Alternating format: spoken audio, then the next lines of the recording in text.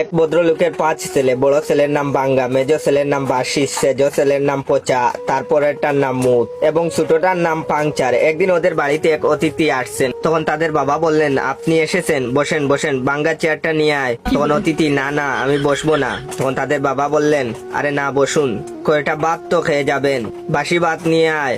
তখন অতিথি বললেন, না না জাস্ট খেয়ে এসেছি, খাবো না। তখন তাদের বাবা বললেন, কিছুই খাবেন না? তা হয় না, পচা দই নিয়ে আয়। তখন অতিথি বললেন, না না, দই খেলে আমার ঠান্ডা লেগে যায়, প্লিজ আমি খাবো না। তখন তাদের বাবা বললেন, তা কি হয়, কিছু না হোক, অন্তত এক গ্লাস জল তো খান।